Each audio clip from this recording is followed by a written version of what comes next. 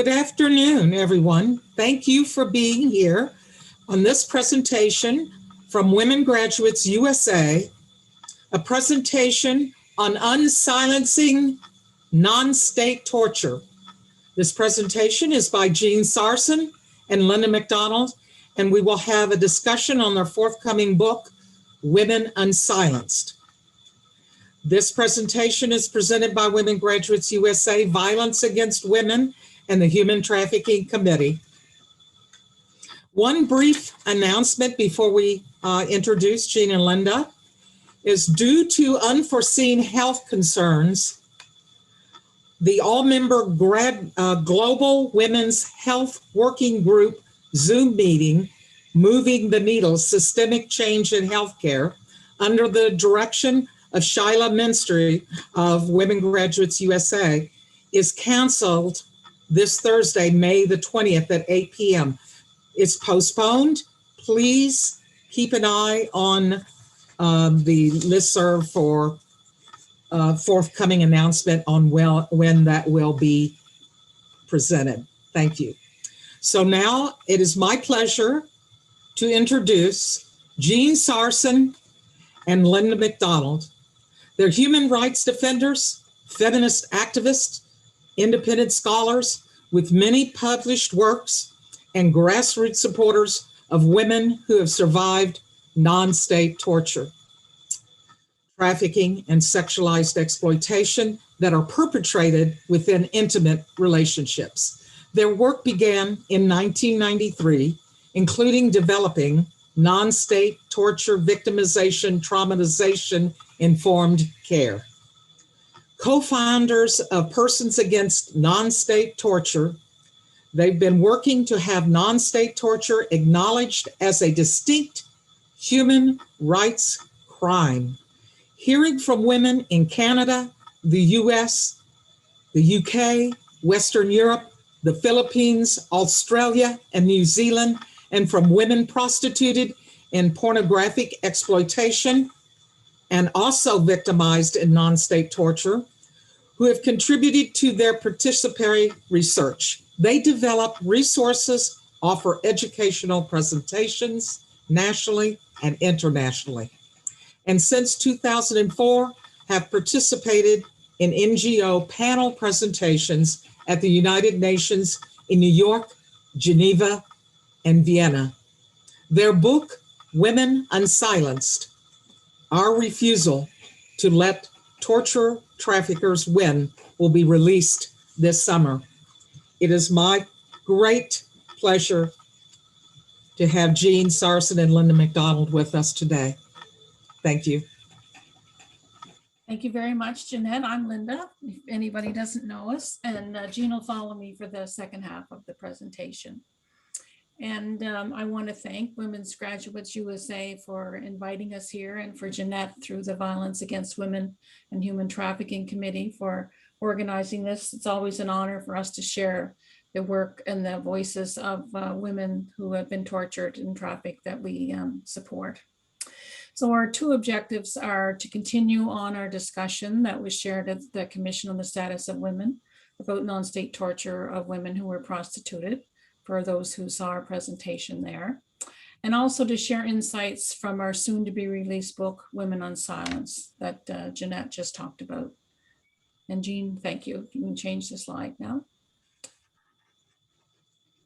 Jeanne.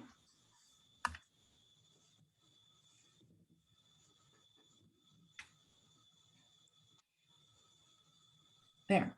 Okay, so this is an image. I think it kind of represents, it represents where Jeanne and I are now. Jeanette talked about how we started in 1993, and we live here in Nova Scotia, Canada. And we started in a small private nursing practice one night a week, listening to people who identified that they'd had some form of violence, relational violence in their life. And 6 months into listening, a woman came to us. And after the third session, we knew that she really had endured torture, and it changed our life forever. We had no idea where it would take us, and we didn't know we'd end up here, that's for sure. We started out thinking that maybe we didn't know how big the reality of non-state torture was. We didn't have the right name for it then. We were calling it torture and non-political torture and all kinds of different names, trying to struggle with a name. And now we understand that there is actually a patriarchal non-state torture war against women and girls. And we've advanced our thinking about how complex and how prevalent non-state torture is in the world, and it's still invisibilized. So we're pretty angry about it, as you can see there. We're refusing to be silent. We're going to share our knowing and advocate for these women and girls as long as we live, and that we're going to persist with equality and feminism till people understand the atrocity of non-state torture and how prevalent it is. Thank you, Jeanne. So in 2000, you'll see a book there called Respect, Protect, Fulfill Women's Human Rights. It was written by Amnesty International. We had never heard of the book. And when we went to the UN for the first time in 2004, we came with literature that said, was talking about non-political torture. And you probably remember Conchita Poncini from IFUW, and she was the chair from Vienna, I think, of the CSW. She saw one of our pamphlets and she stomped down to us. She was pretty upset and said that there's no such thing as non-political. And we said, well, we know that as feminists, but we can't find the right word for it. And she said, well, there's got to be a better word than that. And we said, well, can you find somebody that'll help us? So she marched us up to the UN cafeteria and introduced us to Charlotte Bunch, who we'd never met before and didn't know her from Adam. And we told her our dilemma, and Charlotte scrunched her face and thought about it for a bit. And she said, well, of course it's not non-political torture. And we said, yes, we know that, but Charlotte, do you know another word? And then she remembered, it's non-state actors. I know that term, non-state actors. Amnesty introduced, invented that term, I guess, or coined that term. So we said, okay, we'll work with non-state actors then. So we went across the street to the Amnesty International office right away, and we found this booklet. There was the only two left in the Amnesty International office, and we looked it up, and sure enough, there it said that women and girls are harmed by non-state actors or people that are not employed by the state, and that their human rights are violated by non-state actors. And so what we did is we took non-state actors and added torture to it, and eventually it just became non-state torture. So it took us 11 years of that journey until we got the word non-state torture. Okay, Jeanne. And way back in 1945, of course, the convention on the Universal Declaration was coined or developed in 1945. And Article 5 says no one shall be subjected to torture. So that's been our mainstay all these years, that no one shall be subjected to torture, including women and girls. You'll see Eleanor Roosevelt holding up the declaration. And these women who are from Lebanon and Poland and Denmark and the Dominican Republic and India, they fought to have the word women in the declaration because it started out as all men. And of course, that wouldn't have been a good way to start a UN declaration on the human rights of persons. But of course, we live in patriarchy, and that's where it started. So they had to fight to get women in the document, and we thank them for that. And so that's why the UN Declaration, Article 5, applies to women and girls. And also with gender equality in the SDGs down in the right-hand corner there, you'll see that as well. So that's the beginning of the UN history around our historical explanation for women and girls being included in the International Declaration. Okay, Jeanne. So now we look at the difference between state and non-state torture. Torture is torture that's inflicted by persons who are employed by the state, such as the military, in an embassy, the police. And non-state torture is torture that's inflicted by parents, by neighbors, by human traffickers, by people who prostitute women, such as pimps, by buyers, and by pornographers. They're the same acts, they're just done by different people in different places. They state and non-state both include all of these listed here, which is they're all forms of classic torture. classic in that they're the most prominent forms of torture. So there's electric shocking, being burnt, whipped, immobilization tortures, being hung, caged, water tortures, suffocation tortures. We hear a lot about strangulation these days, sexualized torture, repetitive gang raping or rape by objects, forced drugging, starvation or nutritional deprivation, psychological tortures, a huge amount of degradation and dehumanization, bestiality or animalization as we call it, forced nakedness, sleep deprivation, witnessing torture of others, and an extreme sense of powerlessness. And down the middle, you'll see the patriarchal divide. And what we're saying is that in the world right now, it's not a problem. It's not a stretch of anyone's mind to understand that men are tortured in war, tortured in prisoners of war, tortured in police stations. But boy, when you start talking about women and girls being tortured, then watch the minimization starting, calling it assault, aggravated assault, that it's a term that should be saved for state because it's an international term and it's more important than anything that would happen to women and girls. These are all excuses that we've heard. We've heard everything in the last 28 years and we're sticking with it, that women and girls do indeed endure non-state torture. It might be in the home, it might be in a hotel, it might be in the hut in the desert, but they're all the exact same horrific acts that happen to men in war. And we have to really stand for that. Okay, Jeanne, next one. So we've divided non-state torture into 3 different categories. We have the first category I talked about, which is the classic torture. And those are all the ones that I mentioned before. Category 2 is commercial based. When we're talking about trafficking, because there's profit in trafficking, women are tortured, women and girls are tortured when they're trafficked. They're tortured in prostitution, they're tortured in pornography, they're tortured in snuff films, and migrant women are tortured as well in their domestic work. So those are all commercial-based forms of non-state torture. Category 3 is social, cultural, or traditional and religious-based tortures, which are examples such as female genital mutilation, child marriage, acid burning, and widow burning, which is declining. So there you have the 3 different categories of non-state torture, victimization of women and girls, and these are all crimes. Okay, Jeanne. So here is an image of the patriarchal non-state torture war against women and girls. It's taken us a long time to get to this visual place to show you how many different ways women and girls are tortured, non-state torture, in the world.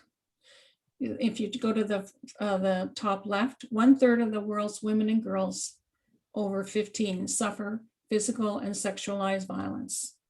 And in those sexualized violence acts, non-state torture happens within families to both women and girls. You'll see the image there of a woman and a girl.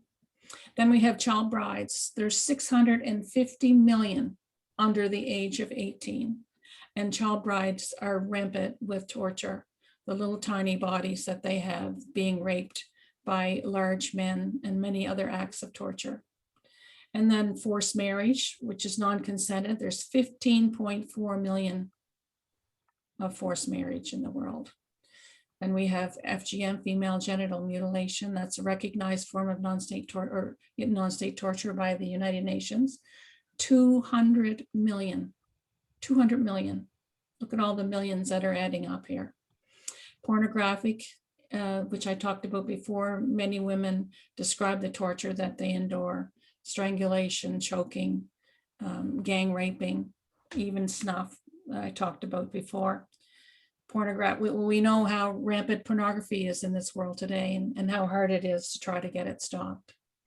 And then we have prostituted women, and many of the women that we talk to that say they were prostituted. Well, all the women that come to us identify being tortured in prostitution. And prostitution is a worldwide crime. It's not always illegal, but in my mind, it's a crime. We have widow rituals. 40 million denied their dignity and forced into prostitution. And then we have sorcery, witch hunts. Oxfam recognizes 1,000 a year of sorcery or witch hunts, which are all tortured. The women and girls, little girls, are tortured because they're considered witches.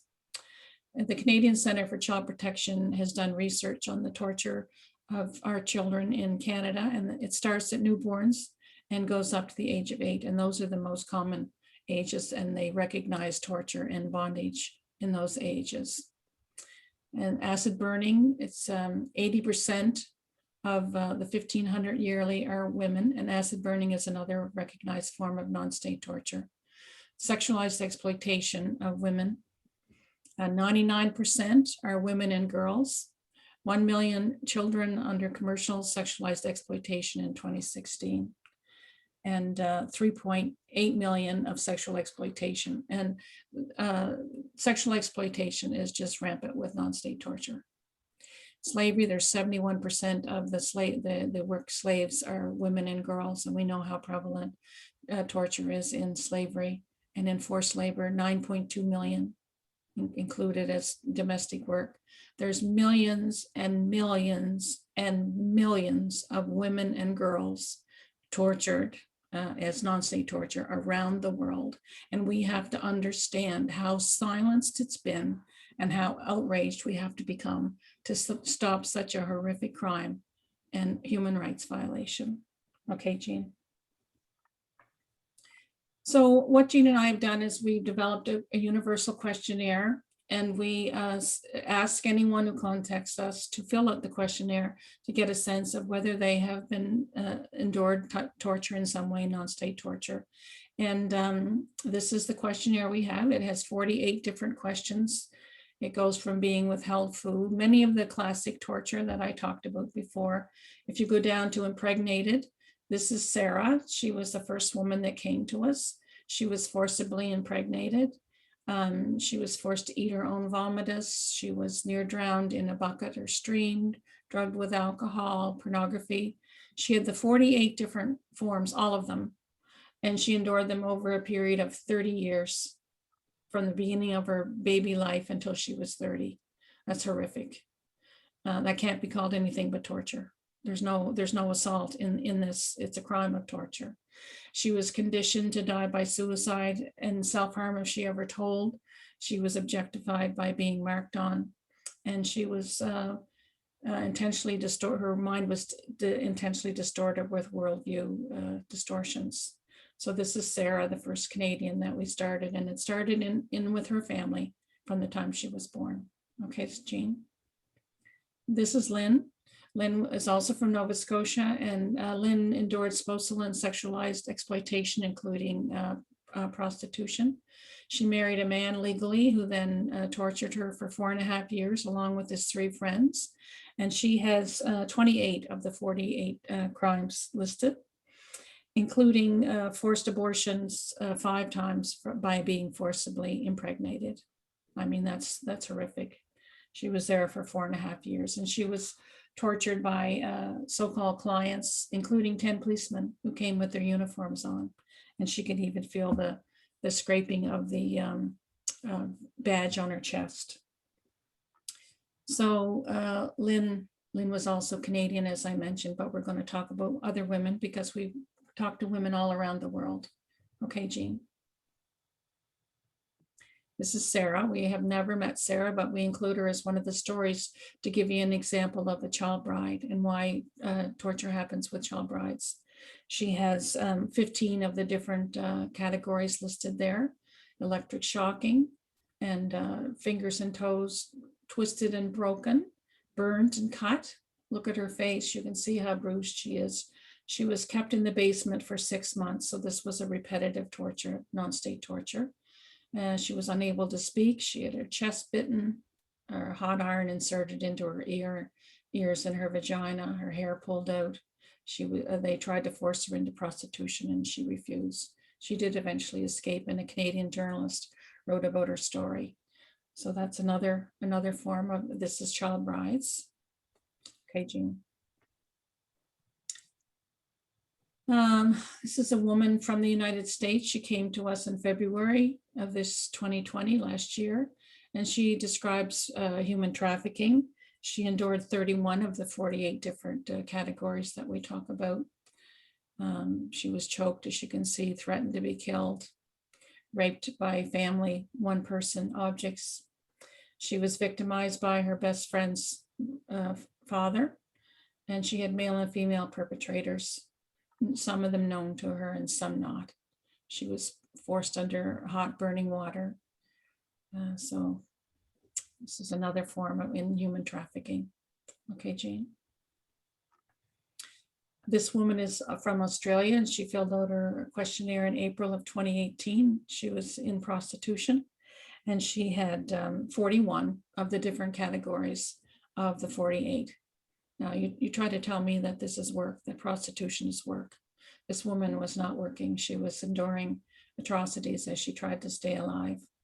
She was victimized by both her parents and male relatives, by male and female pimps, by female and male health professionals, by female and male perpetrator clients, and those known to her and not known to her. So she endured the same, drugged with injections, you'll see there, pornography, forced to watch others being harmed, forced to watch pets being harmed. The stories are the same and yet different. They're each one unique. Okay, Jeanne. This is the domestic workers. That goes back to the non-state torture wars. This is two women. We don't know them, but we've gathered their stories to show you that they fit in with the commercialized category. One was a woman from Indonesian domestic, and she was tied up for a month. She had to have her fingers and toes amputated because of gangrene, deprived of food. She had other injuries, knocked out a tooth, damaged an eye, and taped her mouth shut. And then there was a maid from the Middle East. They blocked out her face for confidentiality. She was beaten with iron bars, wooden sticks, a hot iron burned, heated knife, stripped naked, gang raped. So you can see the themes are the same. They're all the same, no matter where in the world and what different category. The themes of the types of torture are the same, of non-state torture. Okay, Jeanne. And this is the last one. This is sorcery violence, or the witch burning, as I talked about. And this is a friend of Jeanne and mine, Lily. She's sitting there with the daisies. She's a heroine for her courage, and she lives in Papua New Guinea. And she's fighting the battle of non-state torture in Papua New Guinea with very little support. We contacted Lily, and she told us the story of this one woman. You'll see here the picture of her legs beside Lily. She was 8.5 months pregnant, and her husband's family tortured her. You can see her legs are burned there. And the Lily and her supporters wanted to support her and really rescue her, help her escape from the torture. But the her husband's mother came, and unfortunately the young girl, I'm sure, felt pressured to go back. So we don't know whatever happened to her. She was taken back, probably into the jungle, and it's really tragic. And you'll see here this little girl on the left. She was 6 years old. This is also in Papua New Guinea. And she was stripped naked, hot irons used to remove her skin. She was burned and her skin peeled. That's another way of putting it. And her mother was tortured, raped, and burned alive, all because of the cultural belief of witches or sorcery in Papua New Guinea, which is sadly another form of non-state torture. So think of these women and girls when you hear the word non-state torture. Think of them all over the world and what they're enduring, mostly unknown, invisible, silenced, and how you can help them bring their stories forth, and what we can do together to try to really put non-state torture on the front burner of the United Nations and have it recognized as a human rights violation that it is. Okay, Jeanne.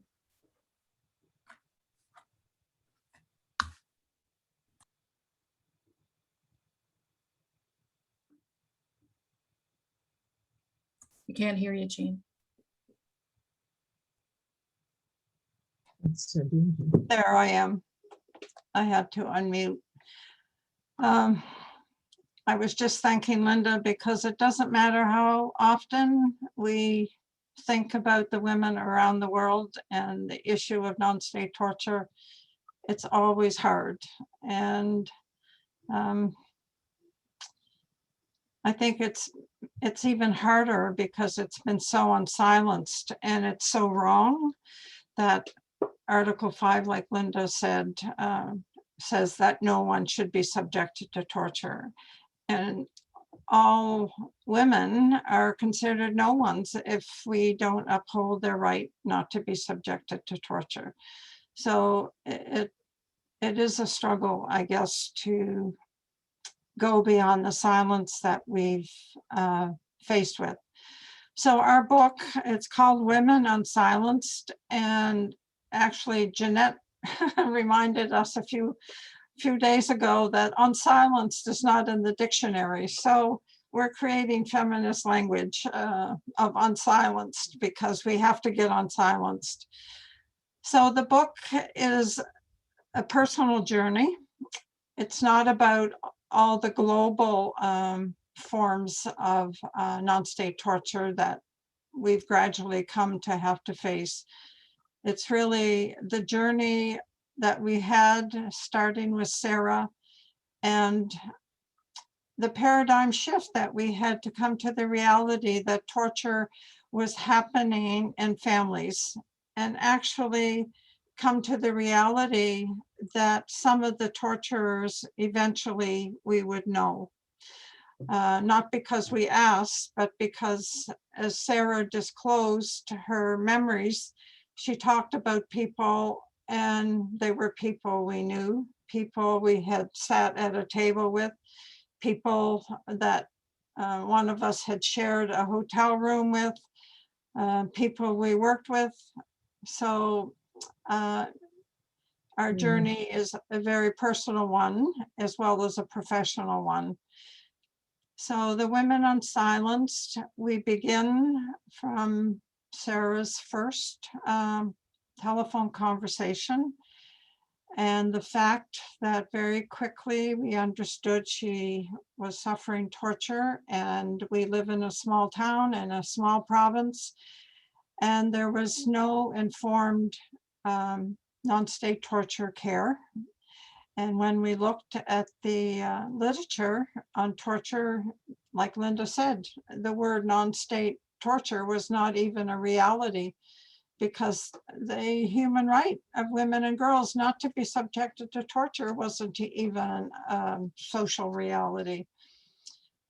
So Linda started the presentation of us going crashing through the brick wall. So I think that's pretty well how we felt over and over and over again. So we talk about our own feelings and our own experiences, and that of helping Sarah and other women. So there are many women who unsilence their own stories in the book. So it's a journey, it's a women's journey. And on the back of the book, which you can't see, the women who give testimony in the back are women who are in the book. And Jeanette, thank you, that includes Jeanette's voice. And the final voice is from Rashida Manjoo. She was the previous UN Special Rapporteur on Violence Against Women. And she talks about our efforts to feminize the reality of torture, whether perpetrated by state or non-state actors.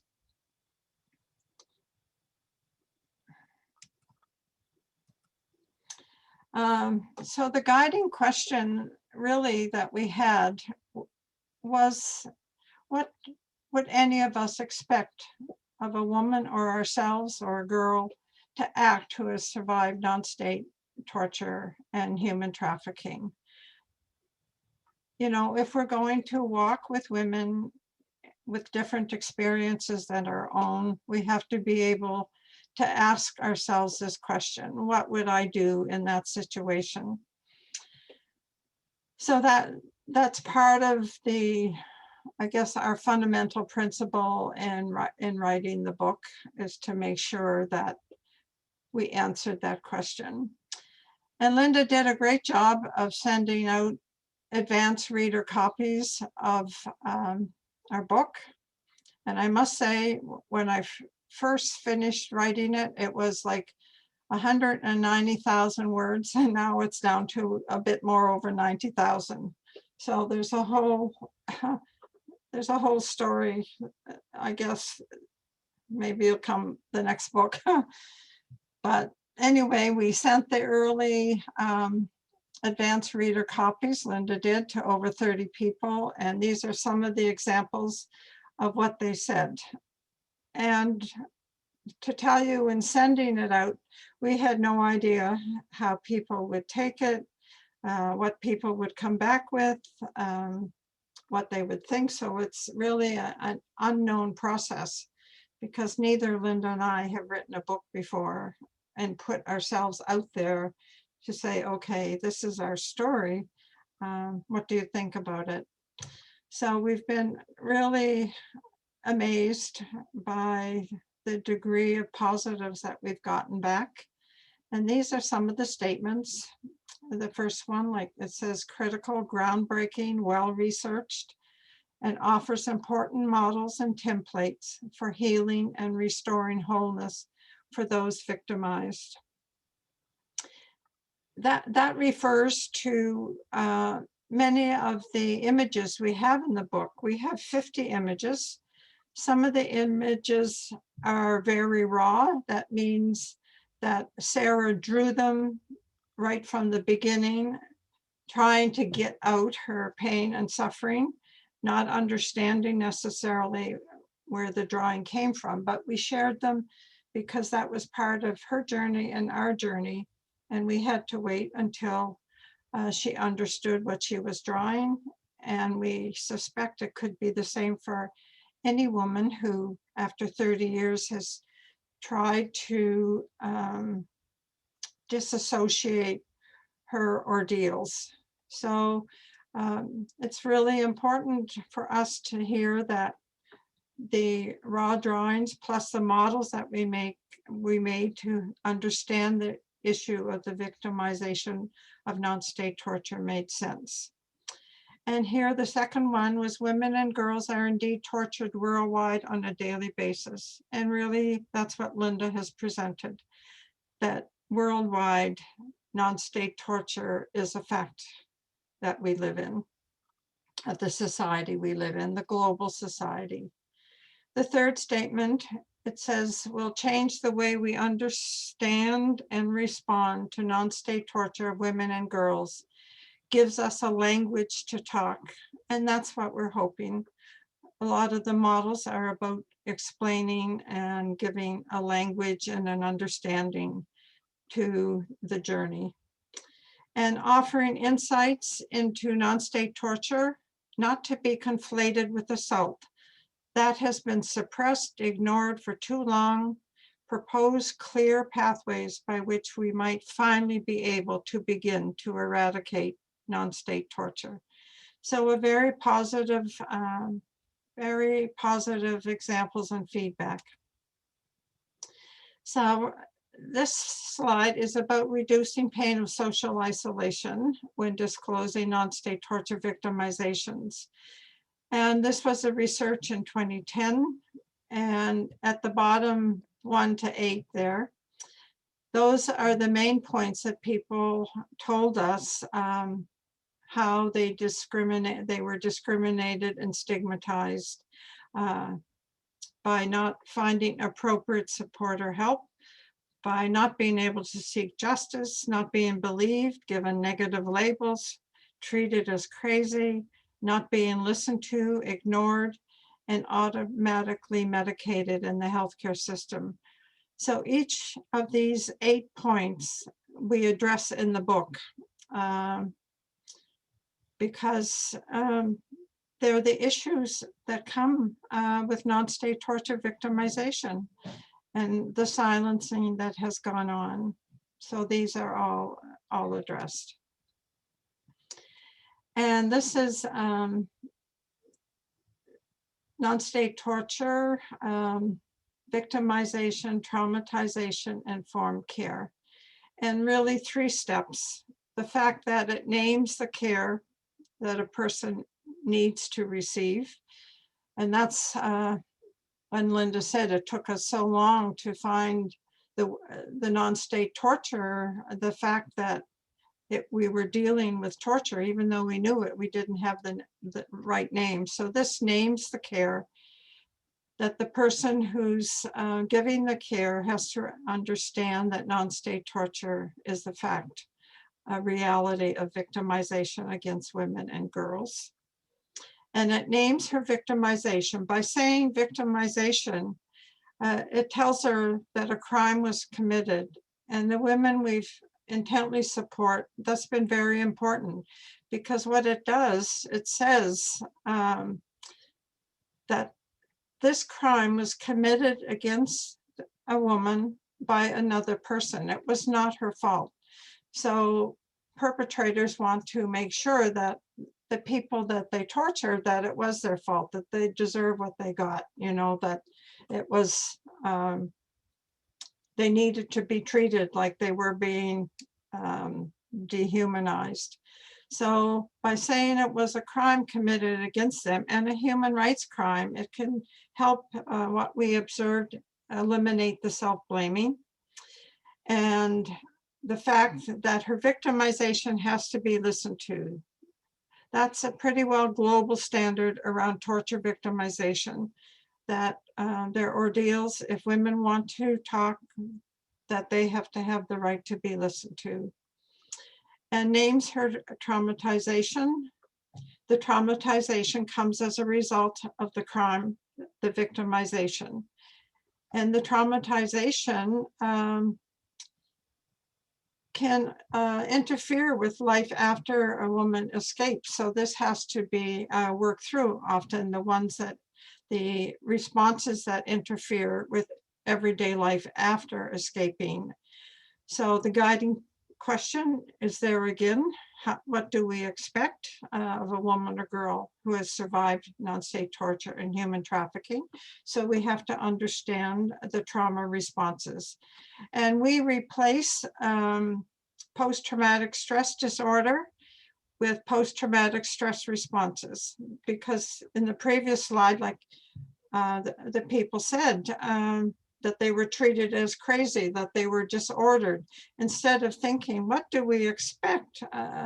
How a person will act, what type of responses kept them alive, and these should be understood in that way, not as a disorder, but as normal survival responses.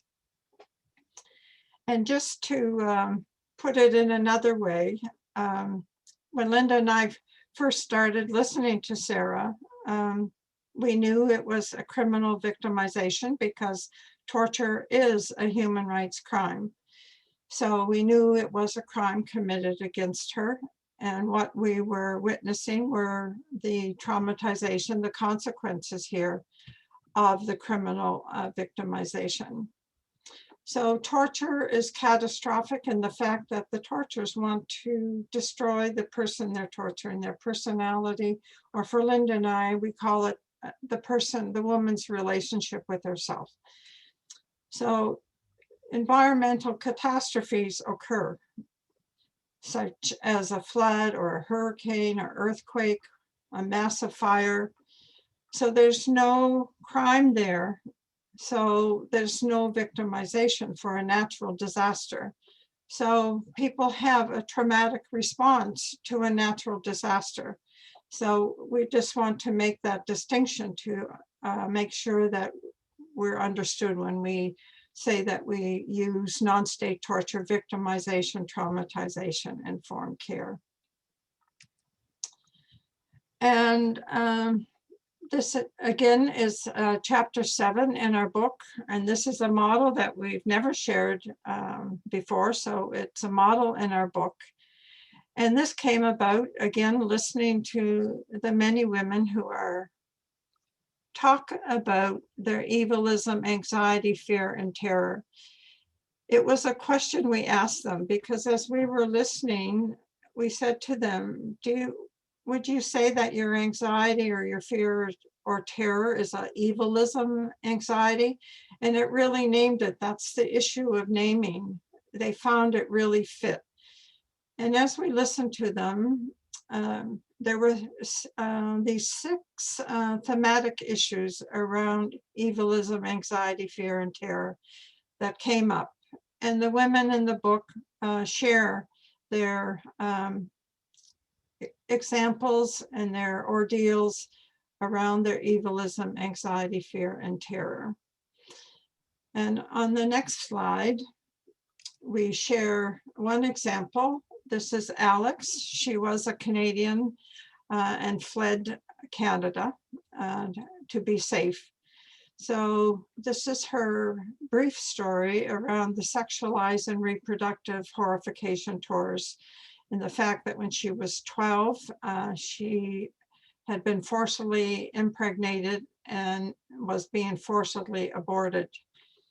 And they made her consume some of the fetal tissue and told her that she had evilism inside, if you will, that she had evil inside.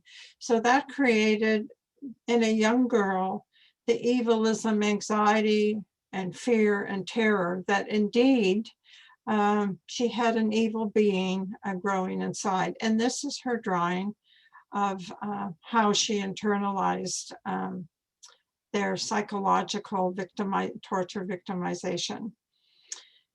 And to try to support women's stories and give evidence and reliability to what we're hearing, we kept conducting participatory research, and we did this on forced impregnation and abortion and forced ingestion of tissue in 2007. And we had 233 people, women, they have to be women, who replied, and 56%, or 131, stated being raped during a forced abortion or torture, induced delivery. And of the 232 who responded to the question about forced to ingest aborted tissue, 43% said yes. So if we're going to respect women and the violence that they suffer and give them the right to be unsilenced, we have to hear their whole story. And this is Alex, and she's in the book. So the issue of naming non-state torture as a crime in itself, this model is to say, when we talk about human trafficking, we understand what human trafficking is. It's explained, it's accepted, and it's a transnational understanding. When we say strangulation and choking, we're understanding it. They're giving lessons now, if you will, or educational lessons to nurses about strangulation, the signs of strangulation, the petechia, the little red blood dots in the eyes or behind the ears or in the forehead. So we're learning because we're naming the crime. Femicide, the killing of women and girls, specifically because they're women and girls. So the same thing has to happen with non-state torture. And if we want to have gender equality, then we have to hear what women are telling us about non-state torture.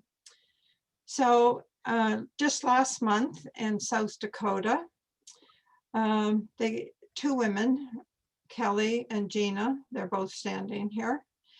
And in the middle is the governor of South Dakota.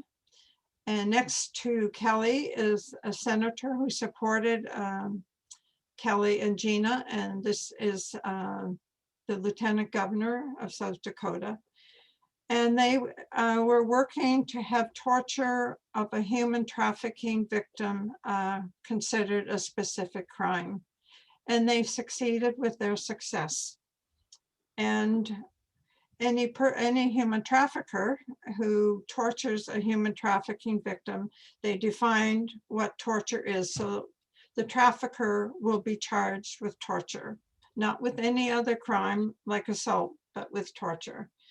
So we have the audio testimonies of Jeanne and Kelly. And what I have to do is I have to unshare my screen so Linda can play you their testimonies, and then we'll come back.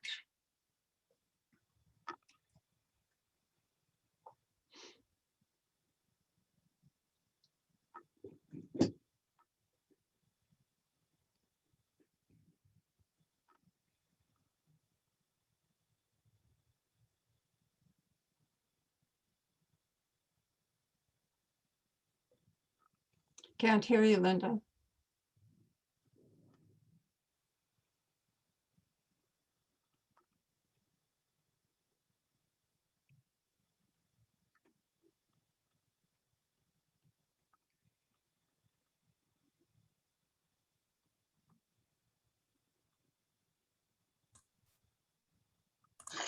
Good morning, Mr. Chairman and members of the committee.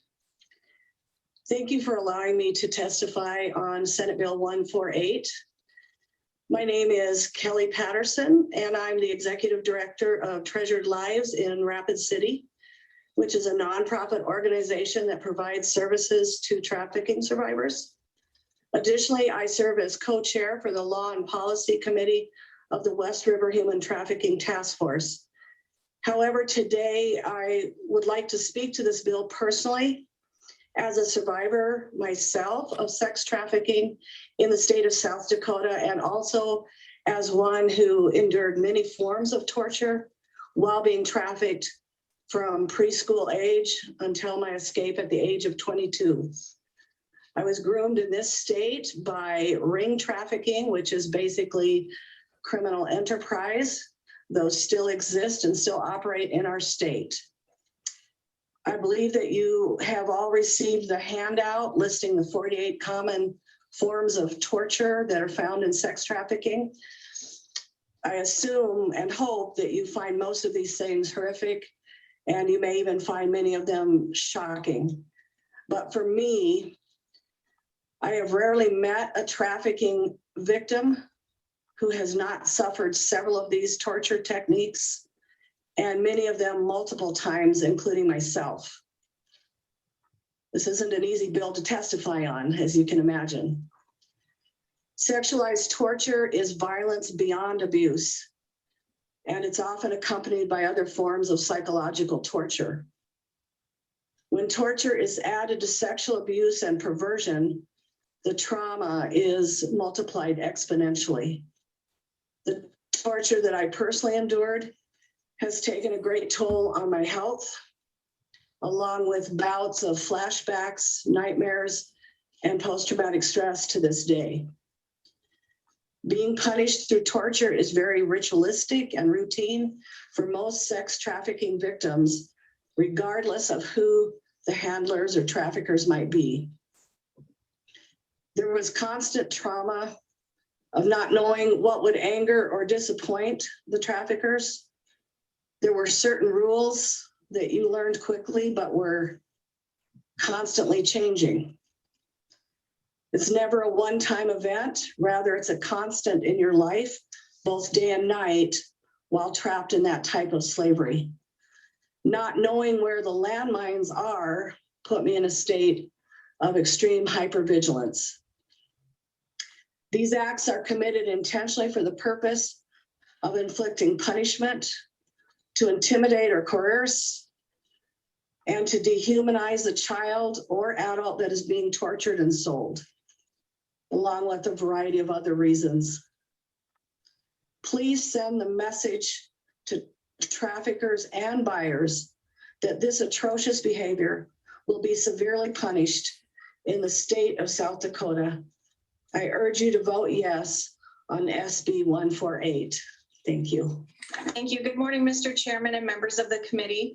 My name is Jeanne, and I'm the Director of Treasured Lives in Rapid City, and I'm also a survivor of childhood commercial sexual exploitation and sex trafficking. I want to thank you for the opportunity to testify, as we so often don't have a voice in any of the things that happen to us. As a small child, many of these torture tactics were used on me in order to force me to comply with my traffickers.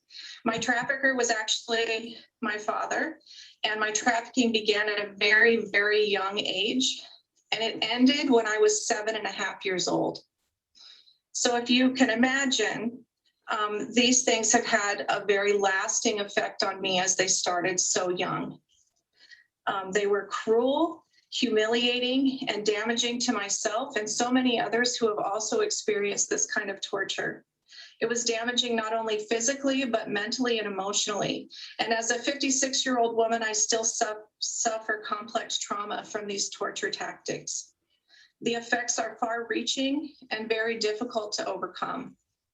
No human being should ever be allowed to treat another human being in such inhumane ways, but especially in an effort to force them into sexual exploitation. I implore you to take a stand in defense of the defenseless and show them that their pain matters by saying yes to SB 148. Thank you so much for allowing me to testify.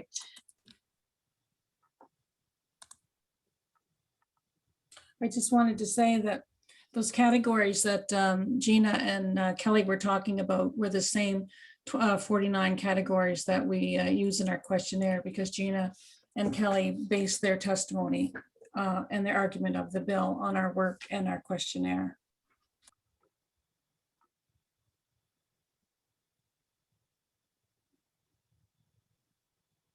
Can I share now? Okay.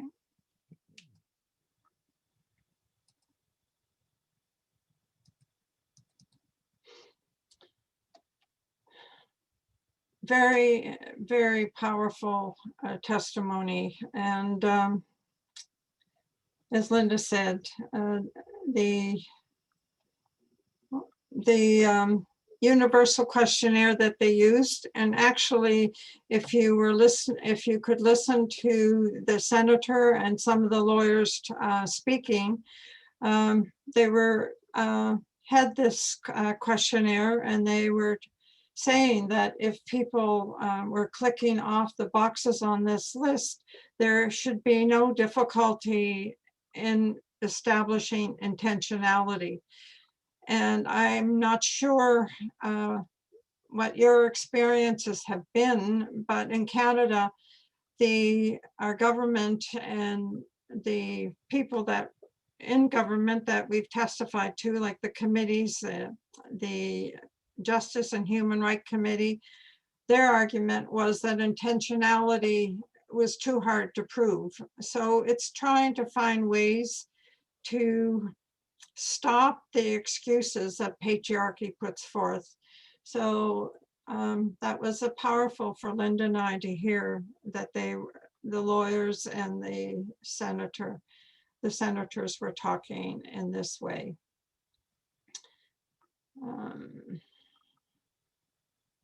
I just have to find the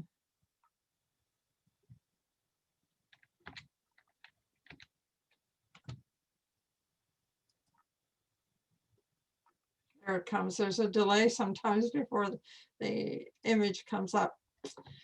So this is the brick wall again, that for 28 years, it just feels like we keep breaking through it. And I'm sure Gina and Kelly and the women that we know so well, it feels constantly like breaking through the brick wall. Linda and I brought up Istanbul because some women from WGUSA might have been in Istanbul and Turkey in 2012. That's an image of all the women were down having a mass picture taken. And the reason for the brick wall, Linda and I breaking through it, is that internationally, there's now a policy position statement on gender-based non-state actor torture. So we are breaking through internationally to say this is an international issue. And how quickly we lose it, because thinking of Istanbul and how women are losing their human rights so quickly, it's a very fragile process for women and girls to have equality.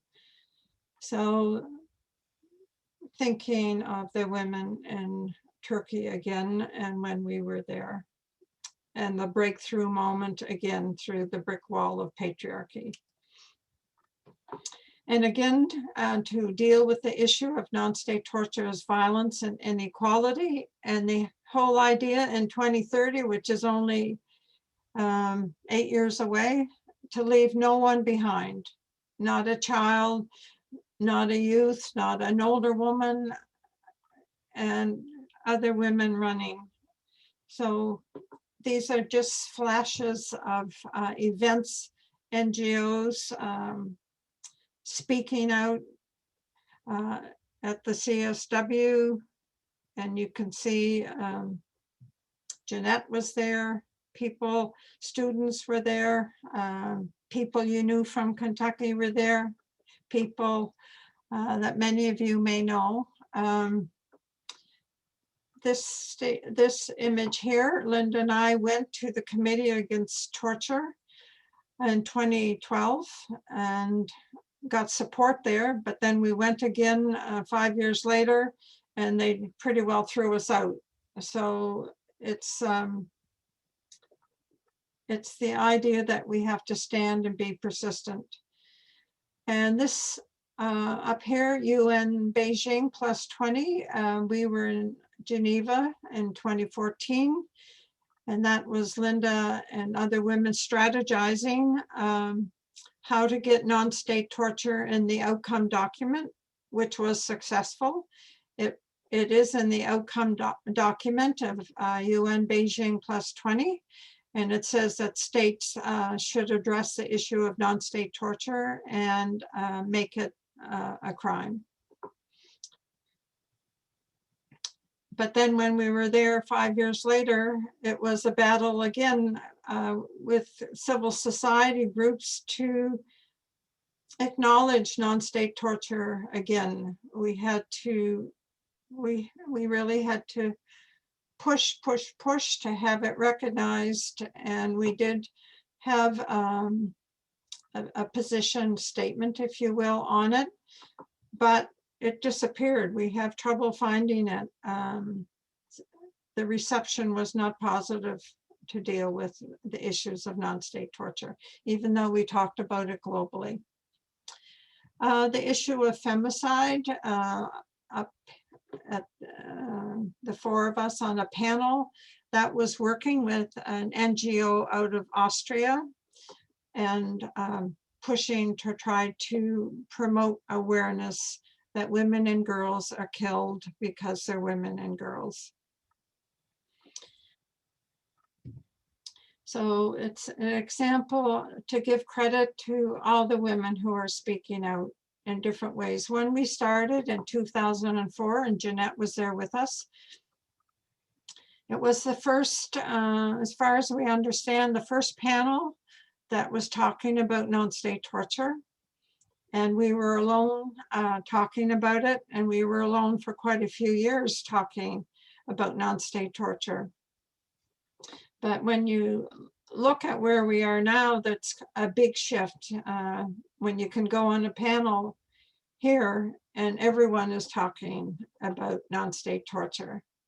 So we have to really celebrate that we are gaining ground, but patriarchy is persistent.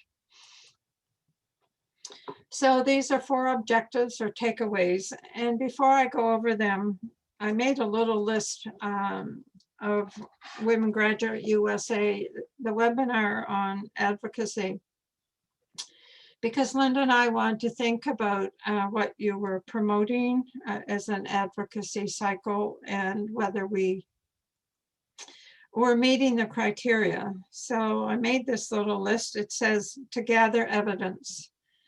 So we've presented the evidence. I think we've presented massive evidence that non-state torture is a global issue, a global human rights crime, and it starts from the moment you're born at any time then on.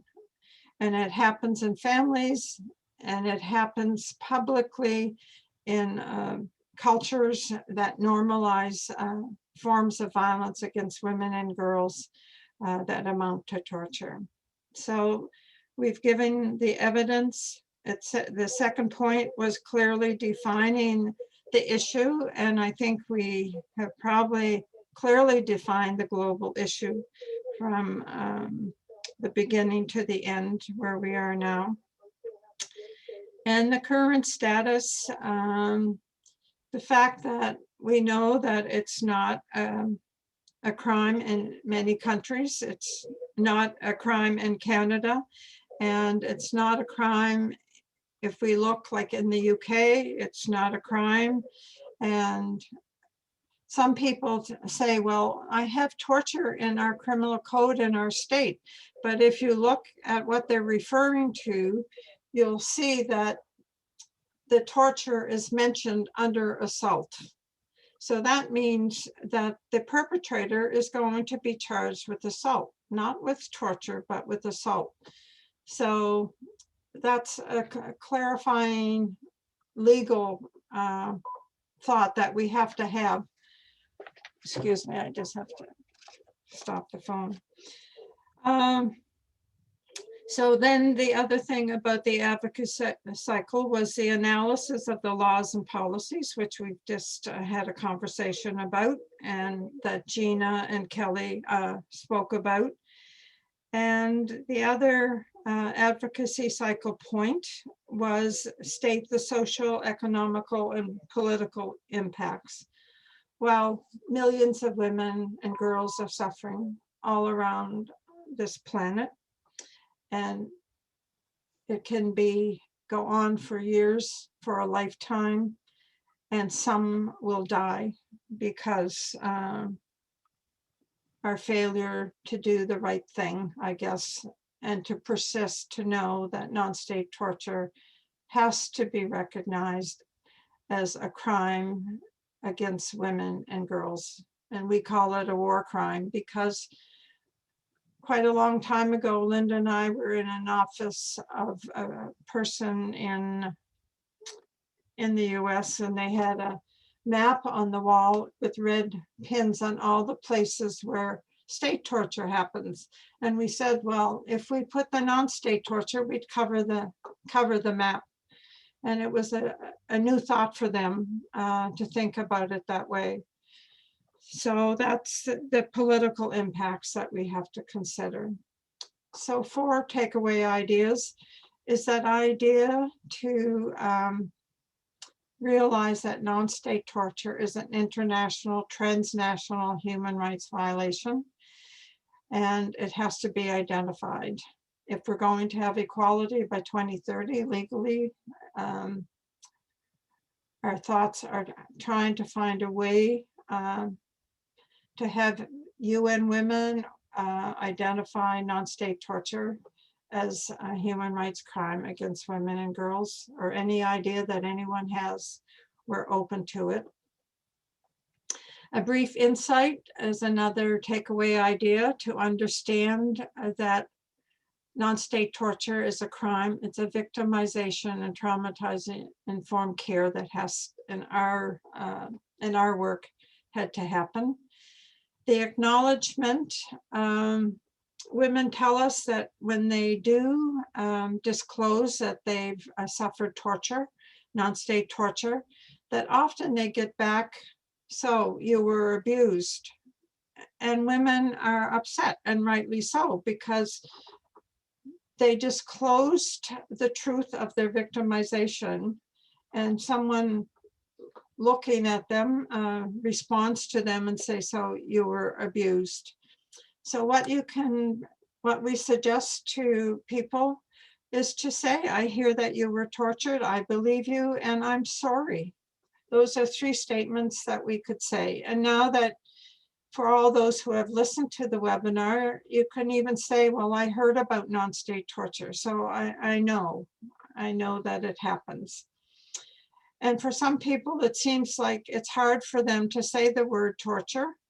out loud. So we suggest people practice saying torture. I mean, we say that as an intervention about self-care or gaining self-respect or gaining dignity, to practice looking in the mirror and saying, I am a person and I've had a human right crime committed against me. So if we're suggesting that to others, it's good for us to do the same thing. That's equality. And to criminalize non-state torture for women and girls' right to gain legal voice. And that's what we need to be so proud of for Jeanne and Kelly, who stood so strong, and you heard their testimony. So it's important to honor women who are standing. And this image is the covers of journals or books that we have articles in or chapters in, and made it because way back in 1993, there was zero information. Like Linda said, it took 11 years to find the term. And we were determined way back in 1993 that we were going to push to have literature out there so people would not be left with nothing. Like when we started, there was nothing that we could find that would support us. And down here with the orange around the monitor, we were in Geneva, and we went to the UN Geneva library, and the librarian said to us, I'll show you how our library works. So she took us over to the monitor and she says, what's your interest? And we say non-state torture. So she prints that in, and up comes our paper.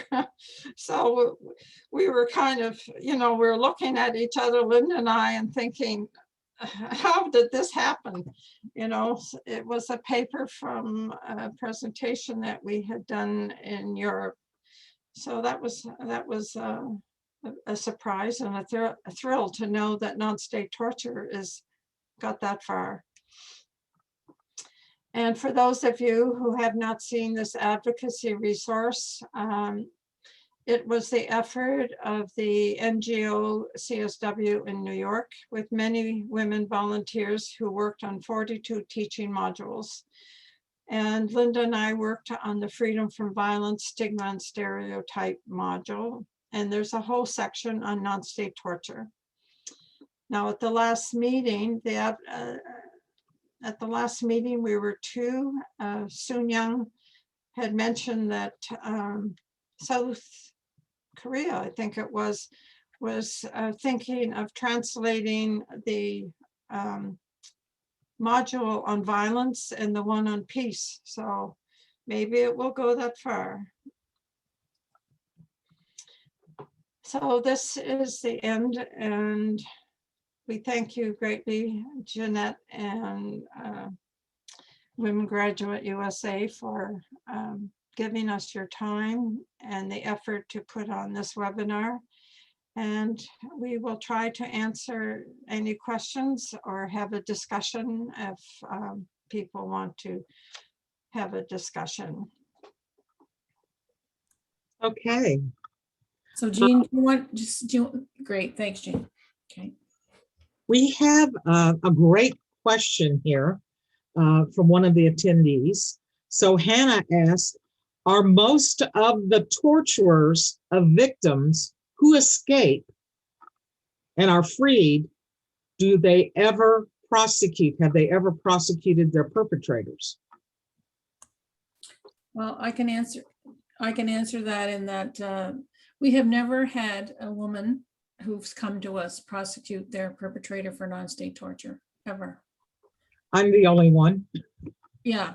I'm the only one in the United States that in 1992, when I went forward to the Kentucky through the criminal justice system, I did describe torture. I named it as torture, but there were no existing statutes at the time. There wasn't even statutes on trafficking, but I was able to say the word torture, because what I experienced, that was torture. And I searched diligently for years trying to find out what, to express what torture is. The closest I ever was able to find until I met Jeanne and Linda in 2003, was in the Holocaust literature. That was the only descriptions that I was able to see that stated things of torture. But even then, it did not state the torture that I had experienced from family units and trafficking from family. So Jeanne and Linda have written a book here that is putting the words of the survivors themselves. They have, in their research, broken it down so that we can all understand, so that no other survivor of torture will ever be left with with being unable to find a description and a voice of what they have experienced. So can we answer Hannah's question? I think you did. There just aren't any, but look at the bravery in South Dakota of two survivors who were able to come forward and pass legislation. So now it's going to be possible. Yeah, that's the thing. That's why women are coming forward, because we don't have a framework for them, or a safe courtroom or justice system for them to come forward, because many of the perpetrators, the torturers, are very powerful. They're very prestigious, they're very respected in the community. And so it's their word against a vulnerable woman who's, terrified to speak because of all the judgment and discrimination that she's endured. And so if we can make a more fair world, I'm sure that many women will come forward and start naming it, but it has to be a push on our part as society to make it a more caring world. But here's a very good question for Jeanne and Linda from Fern. Is there a distinction between human trafficking and non-state torture? And are not victims of human trafficking always victims of non-state torture? Well, you have two human rights crimes going on there. Human trafficking, that's clearly defined what that means. Not every woman that we know is trafficked outside of her community. It may be to a group of like-minded, their neighbors. So that might not fit in the protocol as how human trafficking is defined. But non-state torture is also a very specific human rights violation. And that's why it's listed in the Beijing Platform for Action. It talks about that. And there is a UN Declaration on Violence Against Women, which talks about, identifies torture as a human rights crime that's committed against women and girls. And the CEDAW, their general recommendations have talked about the issue of non-state torture. Non-state torture is a very different crime, but I can say to you that just like Gina and Kelly said, they were tortured by human traffickers, and they created a crime in South Dakota that distinguished the type of violence that the human trafficker committed. So that's the distinction, the type of violence that the human trafficker committed. So they are two distinct forms of violence and human rights crimes. I see where Noga mentions that unsilenced means not silenced according to the thesaurus found in Google. That's right.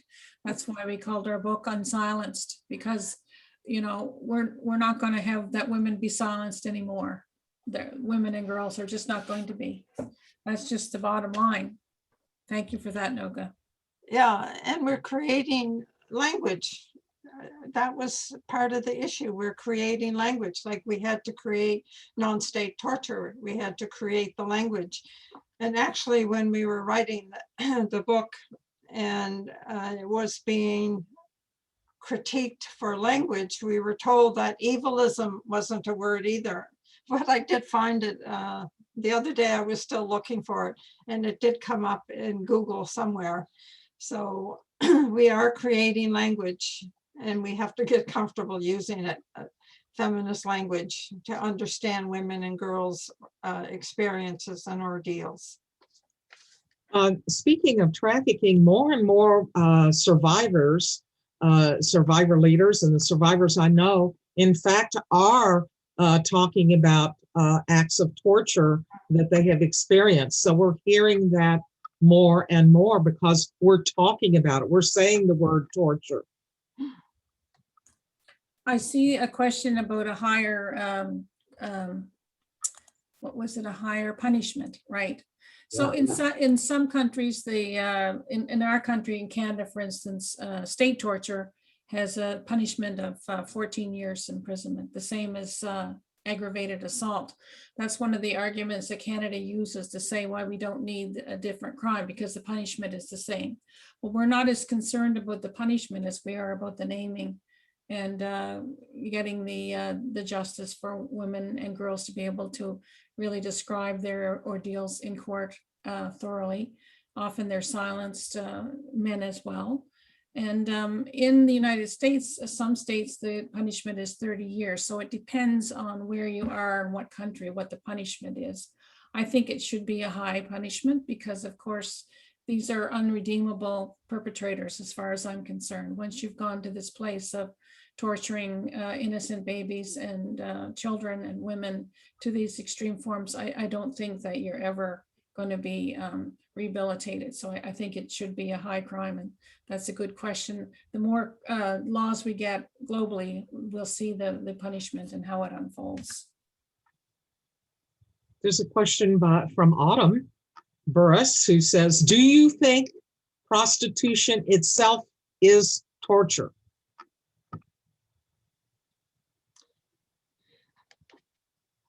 Do you want me to answer that? Okay. No, I don't think you can do that if we're using the definition of torture. You know, the 48 issues that are listed in the Universal Questionnaire, that's based on the research of what globally countries around the world have defined as torture, acts of torture. That was our patriarchal divide. These are the types of acts that the globe has said constitute acts of torture, and we're saying, okay, non-state torture is the same thing. So a woman in prostitution may not look at that list and say, I didn't have any of that, you know. So for us, we're very cautious not to, how would I put it, generalize, if you will, a statement, because what happens there when we generalize, then people will say, well, what's wrong with calling it assault, or what's wrong with just calling it abuse? I guess there is some issue of having clear boundaries about how we're going to name torture. So for the women that come to us who are in or prostituted, they fill the questionnaire in, and they're very clear that they were tortured. And what it does, it keeps women's credibility and reliability when they say, I was tortured, because these are the acts that countries around the world, the UN has said is torture. So for me, prostitution is violence against women and girls whether every woman who is prostituted, exploited, whether they have suffered torture. I would have to leave that with the women's voice, and in our case, to fill out the questionnaire and clarify that with herself and then with us. I did hear from a well-known survivor of prostitution. She stated to me that she felt that prostitution itself was torture. She said every day going up and servicing 15 men a day, she felt that that was torture. But I referred her to your questionnaire to be more descriptive of why she felt that way. And I think that's what we need to do, is to hear from women who have exited prostitution, need to come forward and describe why they feel prostitution is a form of torture. Because in my experience in networking and speaking with women who have been prostituted in various forms of sexual exploitation, they have clearly given me examples of acts of torture. And I have said to them, that's torture. You're talking about acts of torture. But I think they need to come forward and write that down so that their voices, if they've experienced torture, we need to hear from them. I see Elizabeth Fortis there. She's asking if we've included testimonies of women receiving psychiatric treatment. Well, we have testimonies of women who have been tortured in psychiatry by being raped in the hospital by interns and things like that. But as far as the torture of psychiatry, that is a state. That's a state act. It's sanctioned by the state. So we haven't really included that because we're talking about non-state, and we haven't had women come to us and talk to us about private clinics where they were tortured, maybe in a private clinic not sanctioned by the state. So what our experience is that we're not doubting that torture happens in prostitution, in psychiatry. I think torture can happen anywhere where there's relationships of any kind. But we're very clear that we're staying with the stories and the women that we have heard from, because we don't want to start conflating our work and saying everything's torture. Then that would devalue the women's stories and the research, because we have to be very clear not to be disputed. And I see a comment there around the gang trafficking. For me personally, I think a gang rape should always be torture. I can't imagine thinking of it in any other form. But as we all know, as women, sexualized violence against women, it's so hard to get courts to listen, so hard for women to be believed.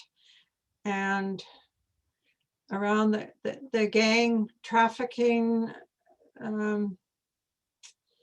I think we have to keep pushing. We have to keep pushing and defining more and more what would be considered a non-state torture.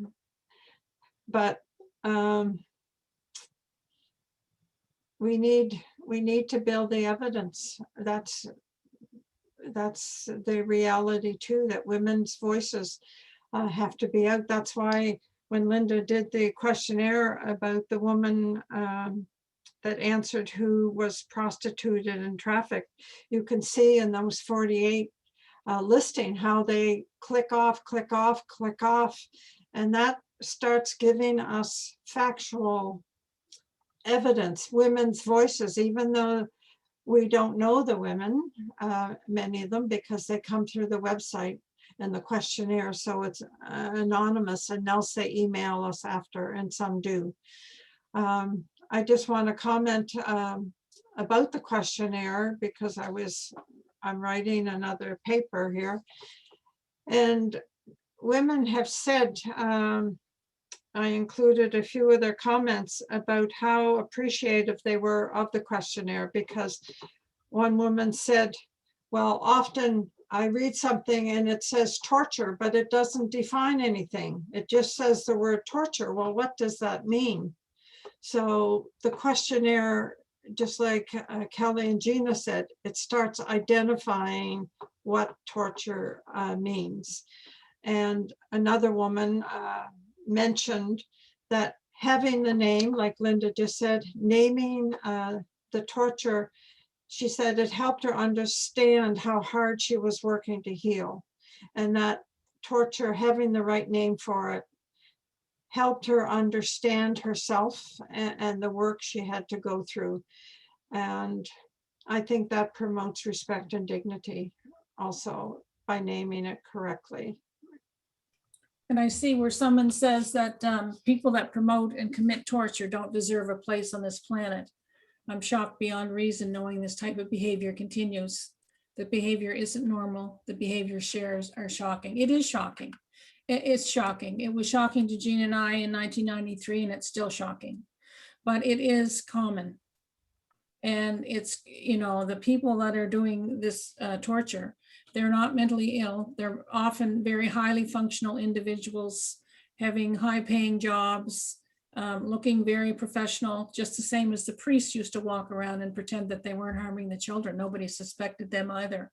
So we just have to start realizing that this is part of the reality of relationships. It's on the continuum of relationships. You know, we have healthy relationships, and on the other far extreme, we have torturous relationships, and they're part of the relationships of humankind. And we have to just really suck it up and know that this is what we're dealing with, and not run from it, because when we run from the reality, we run from the women and the girls. Well, it's now almost 7:30, and we've come to, we've got an hour and a half here. Does anyone else have any more questions or comments? We really want to hear from you. We really want to know what you're thinking. So I'm just going to pause for just a moment, waiting for more comment or question.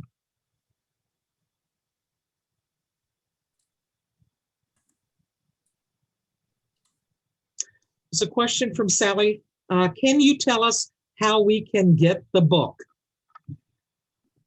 Well, the book is not ready for pre-sale yet, but we certainly will when we get a pre-sale flyer. We'll send it out to Women's Graduates USA, and we'll have it posted on Facebook and on our website. It'll be on our website as well if you take our website down. And so it'll be out at least probably 2 weeks before our book, which hopefully will be out the first week in July and around there somewhere. If you've ever published a book, you'll know that things come up that you didn't plan. So it's not exactly how it turns out in the end, but we're all well on the way now, so it won't be long.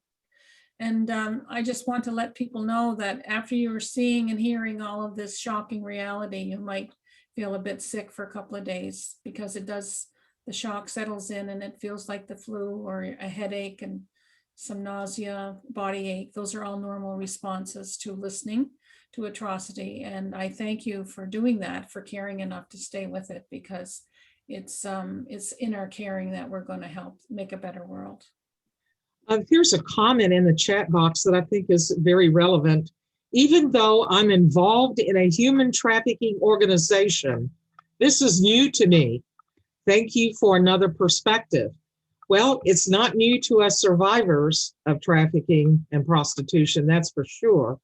But many organizations involved in human trafficking are really not, I don't think they're listening, and I don't think they have the right language. And that's why Jeanne and Linda's questionnaire is so important. You can go to their website and get the questionnaire.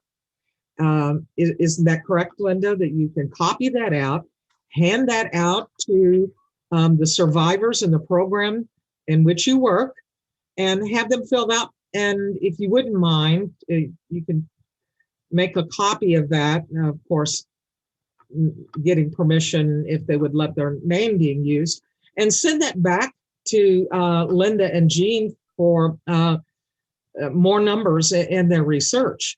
And it's not that it's new to human trafficking, it's that we're not talking about it, and it's that human trafficking organizations really are not using the right language with the survivors. And That's Fern, they don't have to put their names on the questionnaires. There doesn't have to be any naming. It can be anonymous. And there's a link right on our website. They can fill it right out on the website and send it in that way. It doesn't even have to be mailed. But thank you for, many people tell us that they'd never heard of non-state torture before and all these other crimes that are happening, because the women are afraid to tell. They're afraid that people won't believe them or think that they're mentally ill or lying. So it's great if you can open the door for them to talk. So it's always breaking through that brick wall, because of course, when the Treaty on Human Trafficking was created in 2000, that word torture was not even considered. You know, they didn't even consider that state actors are part of human trafficking. You know, corruption in the political system in countries, you know, or individuals who have power who perpetrate torture themselves. So that language of torture and human trafficking was not really a concept.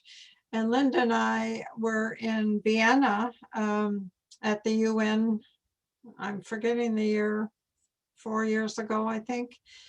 And Elizabeth was there from the UK, and she's in the book. And we had an opportunity to bring that up because we were talking about human trafficking, because Vienna, the UN in Vienna deals with human trafficking. That's their specialty. And we were being asked, what is non-state torture? So even though that's their mandate, it's new to them. And there is an issue paper out about abuse of power and around abusing the vulnerabilities of women and girls who are exploited.